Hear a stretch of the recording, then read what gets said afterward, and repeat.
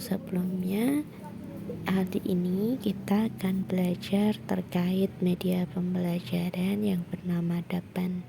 Dapen merupakan singkatan dari dakon penjumlahan. Nah, sebelumnya sudah pada kenal belum dengan ibu guru ini? Kalau belum, kita perkenalan dulu yuk. Karena memang tak kenal maka tak sayang. Sebelumnya perkenalkan, nama Ibu Nia Puspitasari. Ibu merupakan mahasiswa PPG Prajabatan pada gelombang 1. Nah, untuk selanjutnya yuk simak materi yang Ibu akan berikan. Yang pertama yaitu terkait media pembelajaran Dapen. Dapen merupakan singkatan dakon penjumlahan dan pengurangan. Kalian ingin tahu tidak atau penasaran tidak dengan Dapen ini? Apakah kalian penasaran bagaimana bentuknya? Yuk simak langkah selanjutnya ya, jangan berhenti di sini.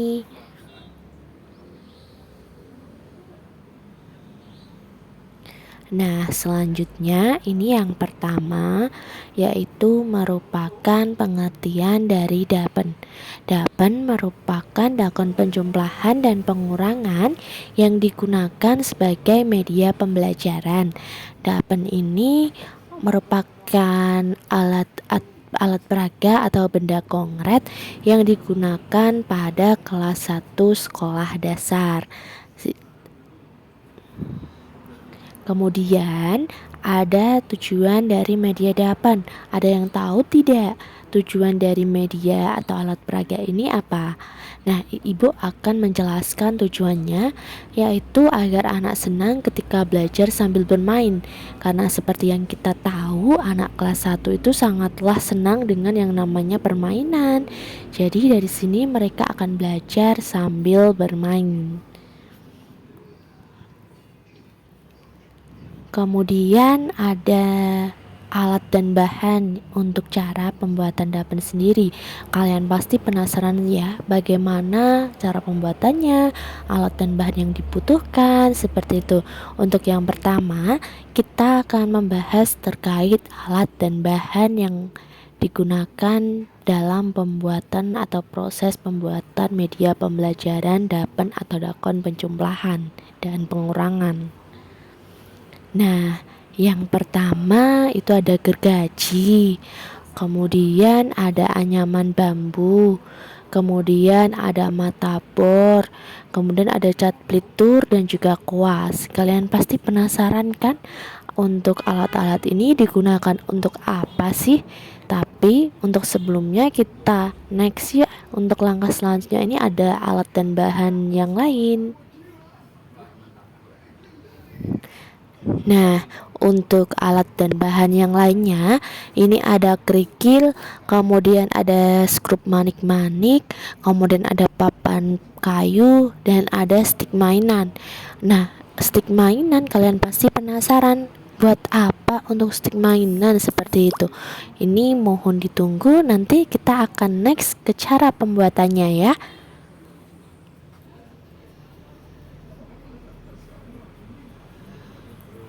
Nah, untuk langkah selanjutnya setelah kita membahas tentang alat dan bahan, kita masuk ke cara pembuatan. Ini merupakan langkah atau cara pembuatan dalam membuat Dapen atau dakon penjumlahan. Nah, cara ini bisa kalian tiru loh. Yuk simak baik-baik ya untuk cara pembuatannya.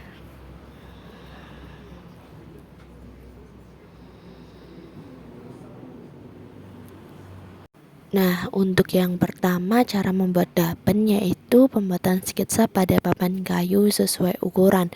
Untuk ukurannya bisa kalian buat besar atau kecil juga sedang, ini sesuai keinginan kalian. Kemudian yang kedua, potong kayu dengan gergaji sesuai dengan sketsa.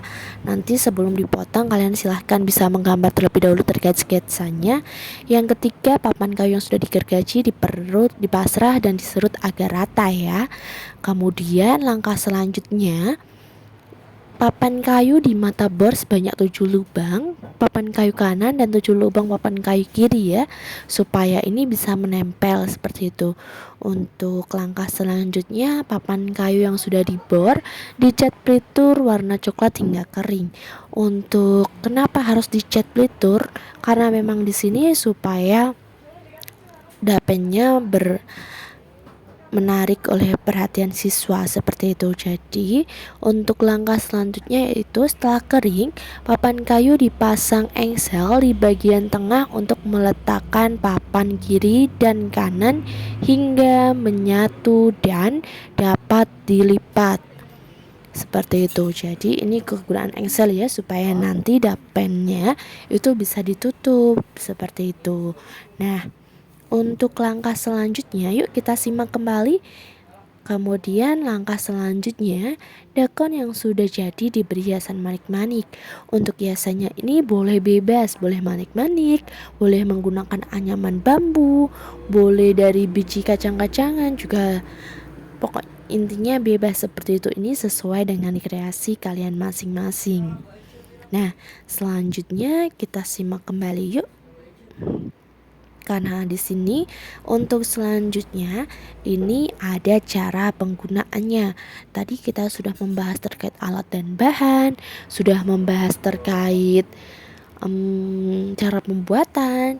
Untuk langkah selanjutnya kita akan membahas terkait cara penggunaan, karena memang di sini kita harus mengetahui bagaimana cara menggunakan alat peraga atau benda konkret yang dinamakan dapen atau dakon penjumlahan dan pengurangan.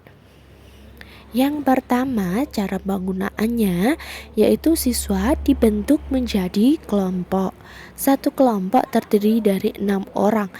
Ini sesuai dengan jumlah siswanya ya. Kemudian perwakilan kelompok melakukan suit dan kelompok yang menang akan bermain terlebih dahulu. Untuk pembentukan kelompok ini sesuai dengan jumlah siswanya. Yang terpenting kelompok ini harus genap, jangan ganjil ya. Untuk langkah selanjutnya, cara penggunaannya yaitu 2 orang perwakilan kelompok bergantian untuk memilih satu lubang kecil miliknya untuk dipindahkan satu persatu ke lubang lainnya searah jarum jam ya, hingga kerikil yang ada di genggaman habis. Jadi untuk jalannya itu searah jarum jam, tidak boleh ke belakang, seperti itu, harus ke depan ya.